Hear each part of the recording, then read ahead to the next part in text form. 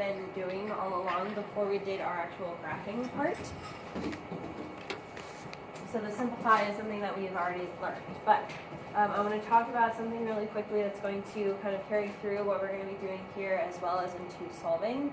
So remember, a rational expression is a fraction or ratio of two polynomials, right? That's how we define something that is a rational expression. You have a polynomial on the top, a polynomial on the bottom, and the division in between. So it's a ratio or a fraction. A rational expression can be thought of as, I put the two words out already, fraction or ratio. That was kind of redundant, sorry. A rational expression is in simplest form when its numerator and denominator have no common factors.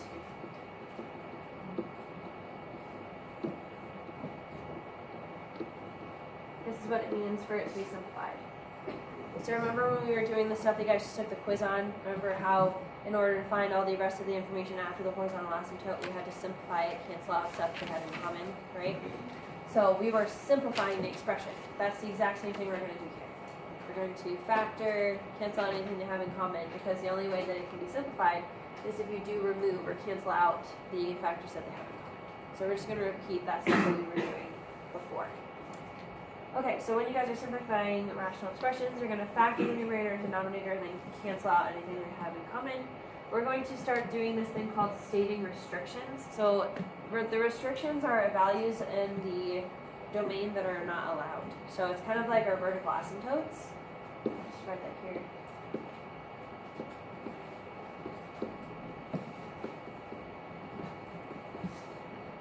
We're taking that idea of a vertical asymptote and kind of applying it here. So a restriction is, again, a value in the domain that is not allowed. So it's an x value that's being excluded. And remember, we know that because of our holes or our vertical asymptotes kind of connecting back to what we saw before. The restriction is going to come from the denominator. However, slightly different than what we were doing last class, it's going to come from the denominator of the original form. So if I want to know the restrictions on x or the restrictions on the domain, that x value that's not allowed, you guys are just going to look at the denominator. So remember, the denominator cannot be equal to 0. That kind of takes along with that idea of the non-removable discontinuity in the vertical asymptote. We're going to look at the denominator, and we're going to solve for the x value that would give you a 0 because 0 is not allowed. So that x value would not be allowed. So it's kind of that same idea of the vertical asymptote coming into play here. The only thing that you have to be careful with is that it does need to come from the original form, not the simplified one. Okay. All right, so let's take a look at the first example. How would I factor this? You squared square x squared. For which part of it? The bottom. Okay, so the bottom. Difference of perfect squares, right? You do the square root with the plus or the minus, and then you have the x plus 1 on top can't be factored, right? So once everything is factored, then you want to see if there's anything you can cancel. X plus 1. So then what would I have left? So this is your answer. If I ask you to simplify, that's it. So that has been built into our past lesson, right? So we've been doing that. Now, if I follow up and ask for a restriction on the domain, I then want you guys to tell me what x values are not allowed in the domain. Now, unlike what we were doing before when I was asking you guys for like vertical asymptotes and things like that, you would have looked here and you said, oh, the vertical asymptote is a 1, right? Okay, so we already know that number is not allowed. Do you guys remember how I also said that a hole is also a discontinuity? Also a number you would have to take out of the domain, and the hole came from right here, right? So besides the 1 from the vertical asymptote, what other number would not be allowed? Negative 1. So instead of kind of thinking back and forth from what we did last lesson, instead of thinking, oh, this is a vertical asymptote and there's a hole, and kind of thinking about it, and you can definitely do that if you want to, but an easier way would just go from the original statement, tell me what the two values from the denominator would be. Because if there's a hole, it was going to be in the denominator too anyway. So looking here, what two values in the denominator are not going to be allowed? The way that you write restrictions is you write x cannot be equal to, which is an equal to with a slash through it. X cannot be equal to -1 and +1. The whole and the vertical asymptote are discontinuities. We're just going to refer to them as restrictions on the domain. Okay? So either in the context of last lesson, you can think about the vertical asymptote and the whole as our restrictions on the domain, just like we did with graphing, or you can just, from the original statement after you factored, just take the entire denominator and set equal to 0. Alright, let's try the next one. How would I factor the numerator?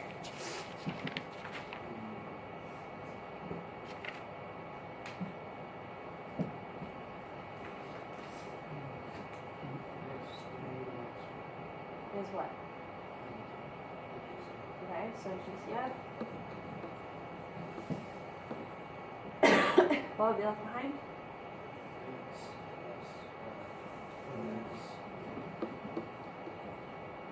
And then the denominator can't be factored because it's a monomial, right? But then, after you finish factoring, what can I cancel?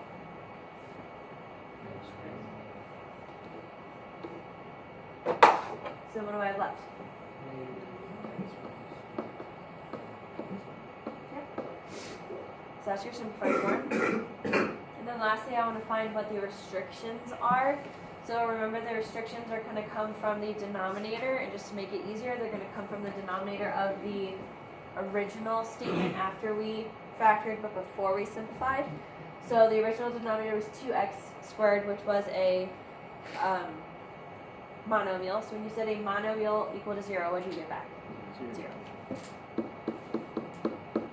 So again, connecting this back to last class, because I canceled the x squared, that was a whole. The x squared said equal to 0 would be 0, the whole would be 0 comma something, so 0 is the whole, not allowed in the domain. So again, you can either just do it that way or think about what we did last time with the wholes and the verticals. Alright. What about number 3? Can I factor that? Yeah. No, they're both, I can't factor things that are monomials. So instead of factoring, I'm just going to look at this and I'm going to see if there's anything I can cancel with the way that it is right now. Is there anything I can cancel from the top and the bottom? 5 and x. 5, right? So I can cancel the 5s. That would give me 1, 3 so far. What else? X. 1x from top and bottom. So it leaves me with an x squared but no more x on the bottom. What else? Then you put y3. Wait, no. Y on the bottom. So you can take 1y away, which leaves none in the numerator, only 2 in the denominator. So this would be our final answer for the simplification. Now, what's interesting with this one, how many different variables did I have in the denominator? I had 2. Now I understand that one of the variables is an x and the other one's a y. I understand that.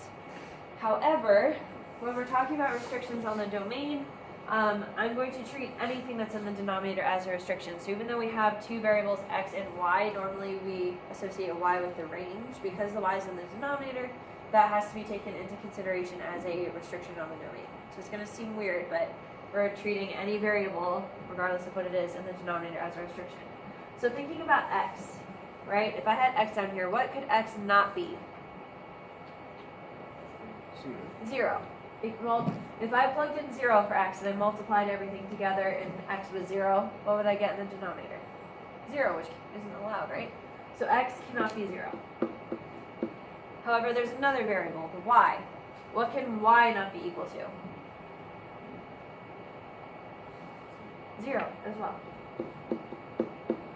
As a little rule of thumb, if you guys want to write this down, because it might make it easier if you just remember this, anytime it's a monomial, it's 0. It's a monomial, it's a 0. The restriction is a 0. Say again? A monomial is when you don't have any adding or subtracting. It's just one thing. Okay, and again, because I had 2 different variables, the x and the y, I had to take both of those into consideration as restrictions. Alright, let's try the next one, number 4. How would I factor that? GCF. 3? Yeah. So top would be 3c, which would give me with that, right? Bottom can't be factored because it's just a monomial. So then what? Cancel these. leaving me with what? You see this thing. Like that. Right? Now again, if I was thinking about this in the mindset of last class, I don't have a vertical asymptote, but what do I have? A hole, right? And that's still going to be a restriction. So from the denominator here, before I cancel it, because I know I have a hole here, what value would not be allowed? 0, binomial 0. So C would not be equal to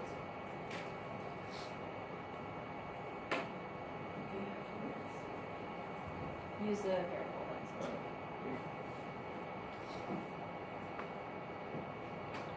Alright. Alright, let's go into our trinomials now. Alright, so can I use that shortcut I was telling you guys about for this? Yes. I can because the leading coefficient is a 1. Oops, I should leave some room. Hold on. Alright, what are two numbers that multiply to get 16 but add to get 8? 4 and 4.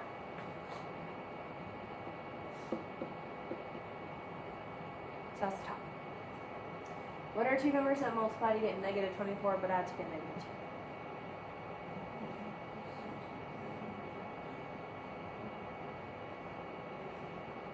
2? Negative 6 and positive 1. Okay. So now what? Can I cancel out all the x plus 4s? Just the top and the bottom. It's a 1-to-1 relationship when you guys are canceling, so just one top, one bottom. So that leaves me with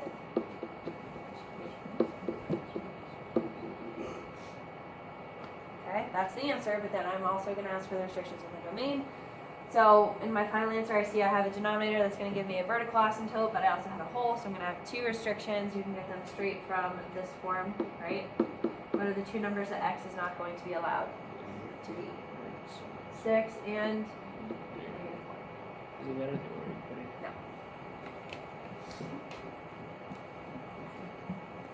Make sense? Yeah. Alright. Next up is number 6. This one's a little bit weird. Normally when we are factoring, so you guys know that 49 and x squared are both perfect squares, right? So we think to ourselves, okay, this is going to be a factoring the difference of perfect squares. However, this is kind of written backwards. Normally the x squared is in the front, right? Huh? Well, so what I'm going to do is I'm going to rewrite this. I'm going to rewrite it so it looks like this. But then what do I have to do before I can actually factor? GCF of negative 1. Just do a little bit of manipulation so it looks a little bit neater, the way that we need it to be. And then I can factor x plus 7, x minus 7. Sorry, I'm running out of room. Then what?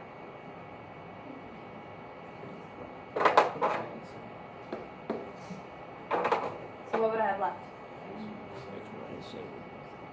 Oh, no, that negative. Negative x. Careful there. And then one more time, the restrictions on the domain come from the denominator, from when you have simplified, when you factored but before you cancel. Or think of it like last time, we had a hole here. No, it equals 7. Huh? 7, right? Negative. Remember, you set it equal to 0 to get for x. This is all for x. Alright, so that's pretty familiar, right? We've been doing that past 2 lessons to help us with the graphing stuff. So everybody's okay with that? Now we're going to look at multiplication. So multiplication is very similar, it's just one extra step really. So what you're going to do is you're going to simplify and factor each of the fractions separately. So each one of your fractions, like the fraction on the left and then the fraction on the right, you're going to simplify them each one at a time. And then after you have simplified everything, you're going to cross out any common factors. You can cancel across the multiplication side. What I mean by that is that if you have something in common in the top of this fraction and the bottom of the second fraction, you're allowed to cancel those. So you can cancel something in the top of one fraction with the bottom of the other. Okay? Once you've simplified and factored everything, canceled out anything that you can, all you have to do is multiply the numerators together and the denominators together to make it one fraction. So it's basically like taking two fractions and simplifying them simultaneously and then linking everything that's left over together. That's all it is, okay? And then same thing, we're going to state the restrictions. Those are going to come from the denominator of the original form before I started canceling anything, just like the previous one, okay? So let's take a look at this one. This is one that's not going to be factored because they're all monomials. I'm just going to start canceling stuff. So what's something I could cancel? Let's do it like itty bitty pieces at a time. Okay? So that will leave me with a 1 here and a 3 here. What else? So x squared is gone. If I take that from this, what do I have left? Okay? Keep on going. Okay, cancel the y's. Those just go away. Anything else? No. Okay, so then once you finish canceling, we're just going to multiply the tops and multiply the bottoms. So what's left in the top of this fraction? 1, and the top of this one? 1 times 7 is? 7. What's left over here? 5, and over here? Multiply them together. 15. Is that it? Yep. And then again, restrictions on the domain are going to come from the original one before we started canceling anything. So there are 2 variables. Again, there are 2 variables in the denominator, so I have to have restrictions on y and x here. So they're monomials. So what are the values that are not allowed? 0. 0. So y can't be equal to 0 because that would make that dividing by 0, which is not allowed. And x cannot be equal to 0 either because that would make that divided by 0, which is not allowed. Again, whatever variables you have in the denominator, you have to write a restriction for each one of them. Okay, so that was just kind of like an easy start to that. Now let's look at this one. We're going to start factoring and stuff. So let's look at each part of the fraction one at a time. The top of the first fraction, what can I do to simplify that? Oh, sorry, factor. GCF, right? So I can GCF of 4. Okay. And then at the bottom, GCF of 5 on the bottom. Okay, so we're just going to take care of the first fraction. Got that taken care of. Move over to the next one. How can I factor the top of the second one? GCF of 5. 3. What about the bottom? 3. Okay. So we have factored. Now we're going to go through and start topping. What's something I can chop? 1 minus 3.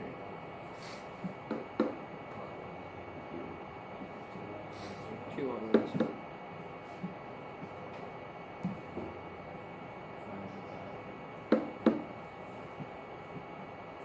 Anything else? Okay, so what do I have left in the numerator? And what do I have left in the denominator? 3, so it's just 4. Oh, so it's. Yes. So you Yeah. can't. So anything that's in the numerator can cancel with anything that's in the denominator, regardless of what fraction it's in. So you don't do that cross multiplying or 4 plus? We're not cross multiplying. No. We are not cross multiplying. That's only when you have an equal sign between fractions. Okay, so everything with a variable canceled away, but I'm still going to have restrictions because there were variables in the original problem. Okay, so your restrictions are going to come from the factored form here, but before you cancel anything. So from this denominator, what value of y would not be allowed? No. 21. You have to take the factor and set it equal to 0. So if I had 2y minus 1, what would it be? So 1/2 would not be allowed. So if I plugged in 1/2, it would be 2 times 1/2 is 1, y minus 1 is 0, 5 times 0 is 0, you can't divide by 0. That's what restrictions are. They're values of the variable that would make you have a 0 in the denominator, which can't happen. So we have to exclude that number. And then, so that's only the first one here. If I have the second denominator, what y would not be allowed there? Again, you take the factor and you set equal to 0. You imagine that it is 0, and that tells you what the number would be to create that number, which is not allowed. So you like finding the y. No. It's like finding vertical asymptotes essentially. Yeah, but before it's after you factor, before you cancel. Questions so far? Okay. Let's keep going. Alright, how would I factor the numerator of the first fraction? Oh, you choose the x. Right? Difference of perfect squares. What about the denominator?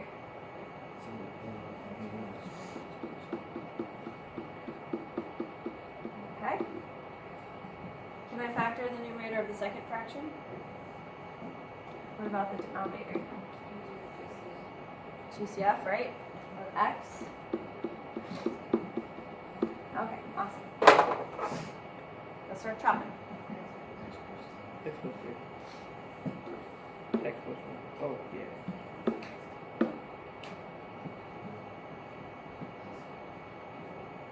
Got it? That's it. Okay, so what's left in the numerator? X minus 2. What's left in the denominator?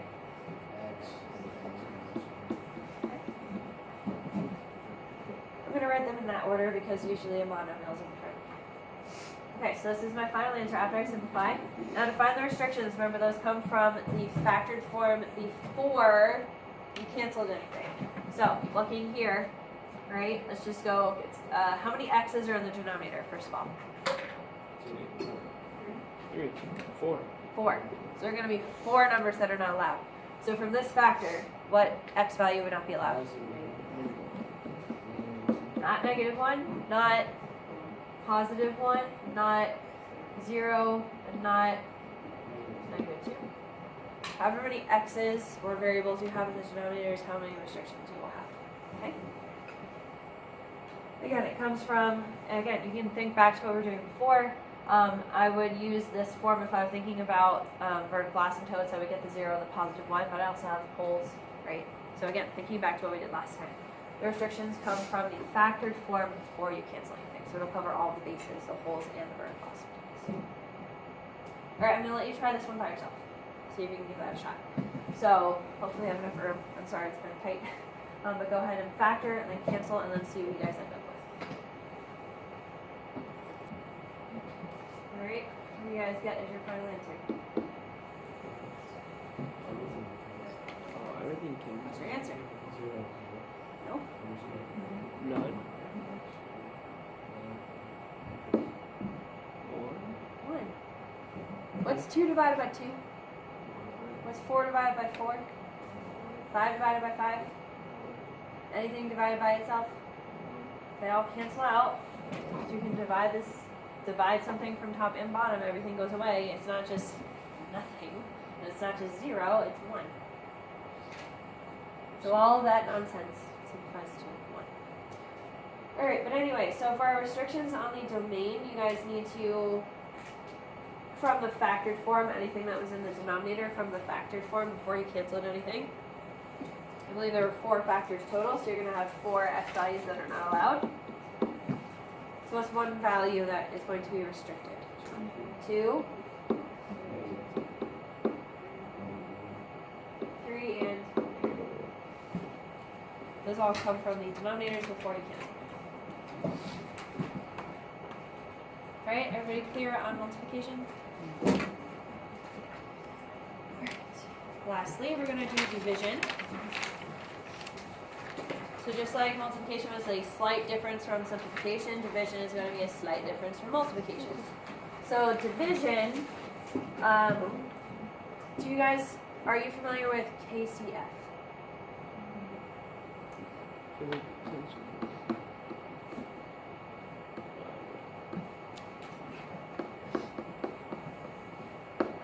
This is what I'm going to be using as a little kind of tool for you guys to remember the process. So when you guys are dividing by a fraction, you're really just going to multiply by its reciprocal, right? So if I had like 2 divided by 1/2, that's the same thing as 2 times 2. You guys familiar with that concept when you're trying to divide by a fraction? It's the same thing as multiplying by the reciprocal. That's how fractions work. So that's what we're going to be doing for these expressions too.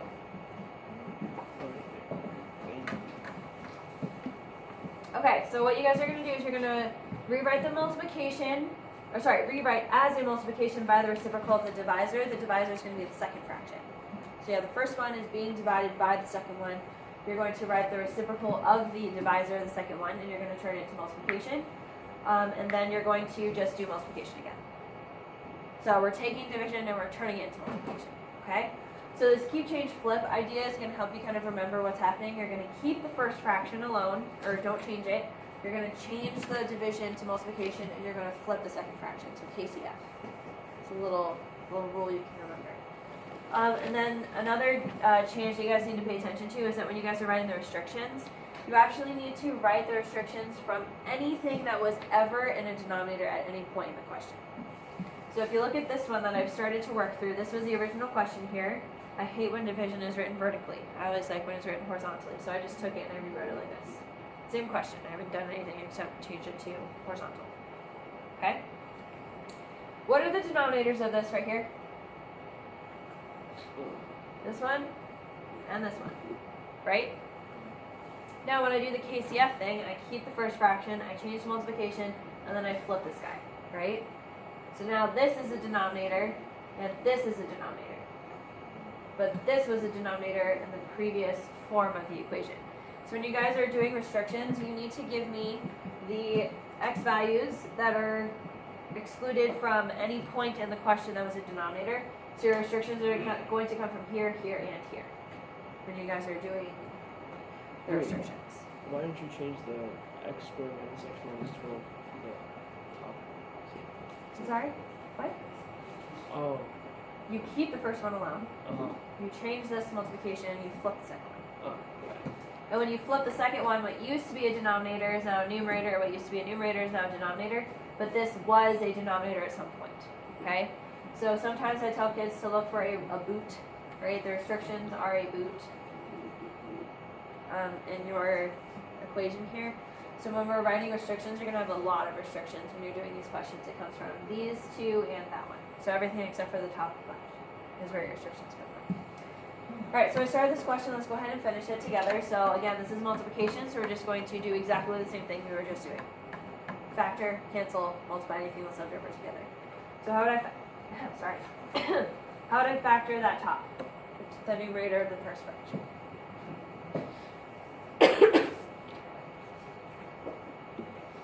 I can use a shortcut, right? X plus 4 and x plus 1.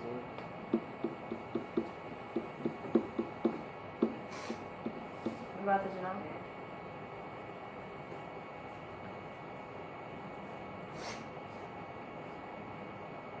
Oh, 4, no, negative 4 and 3.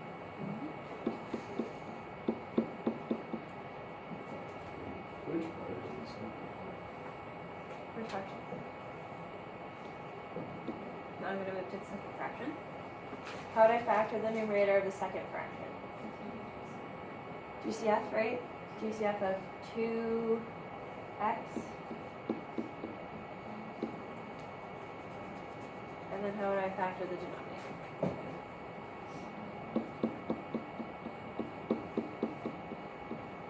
Okay. So once you've factored everything for both fractions, we're going to start topping.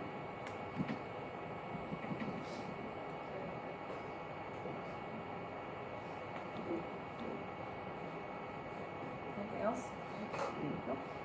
Alright, so I'm just going to link everything that was left over in the numerator. So I'm going to have 2x, x minus 3, and x plus 4. That's in the numerator. Then the denominator I have x minus 4, x plus 3, x minus 4. You do not have to FOIL or multiply anything. You just have to write it together.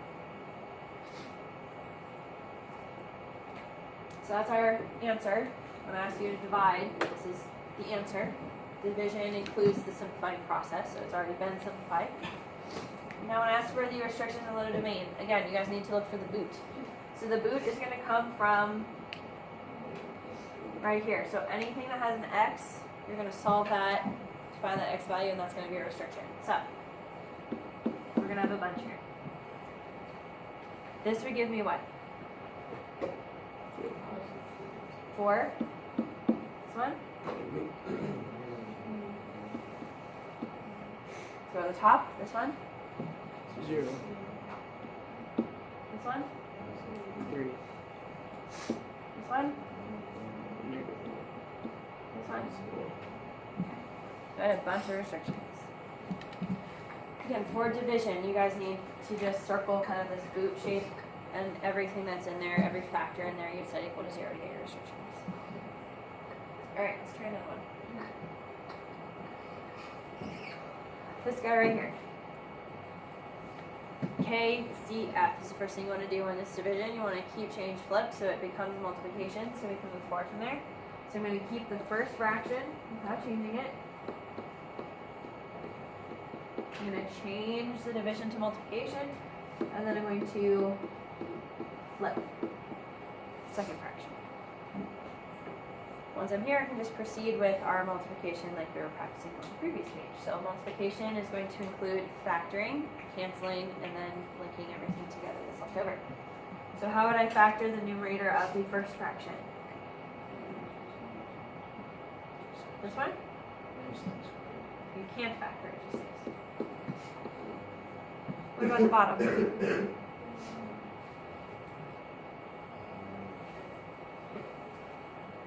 1 times 1. Yep. X plus 1, x plus 1. Numerator of the second fraction.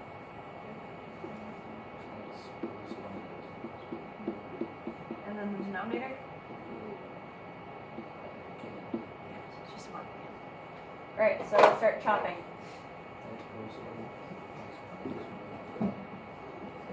I can't cancel x minus 1. There isn't another one.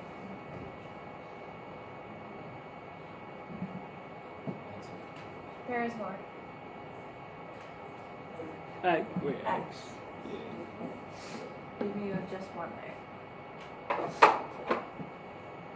Okay, so after I've canceled everything that I can, I'm going to link everything else together. So I have an x here and I have an x minus 1. So in the numerator I have this. In the denominator I have a 3 and an x plus 1.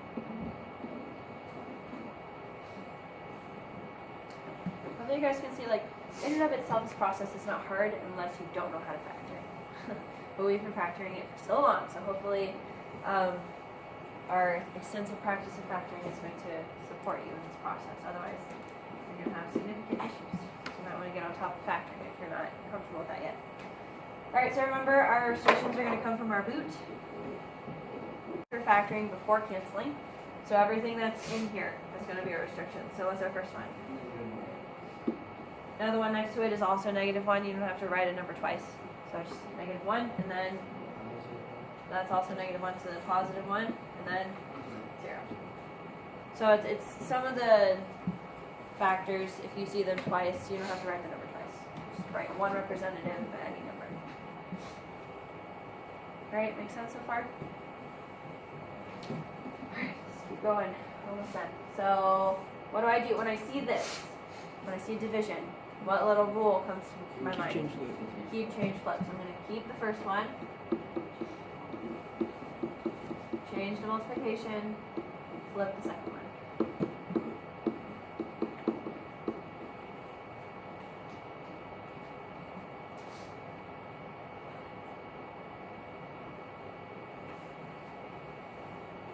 Okay. Now what? Okay, so factoring.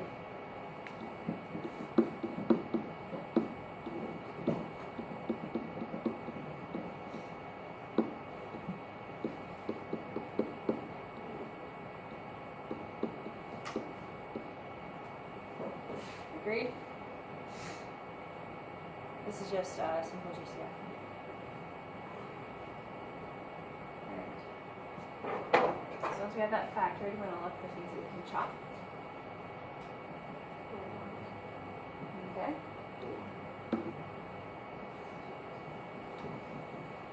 Can I cancel these two? Are they the same? Why?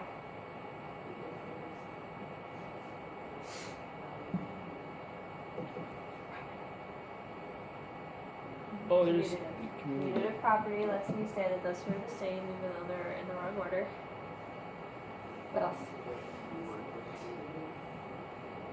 Yeah, you just multiply. Huh? Multiply it times Nope, I can still chalk.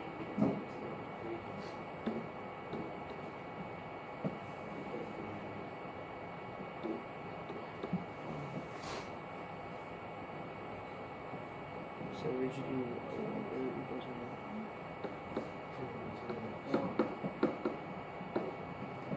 This is another one.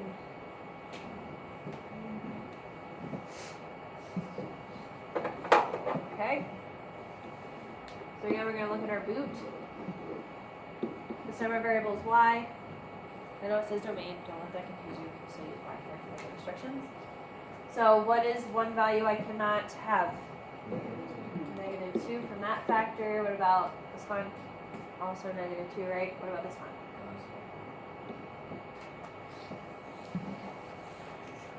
Alright, so I'm going to let you guys try the last two on your own.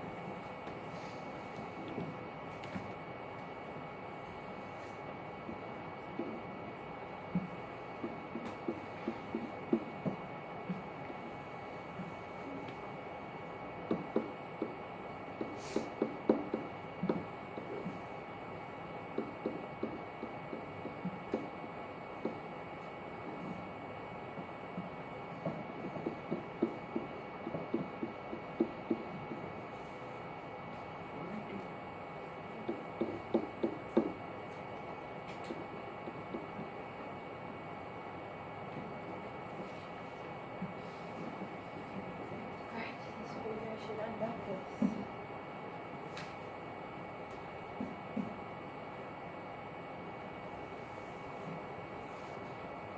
This one doesn't require any factoring, and you KCF and start canceling things from the modern meals. 15 you do factor after KCF, you rest with that after you finish canceling. Don't forget to look at the boot. So draw the boot around the denominator of the first fraction and then the entire second fraction to get your restrictions from all those factors. Any questions?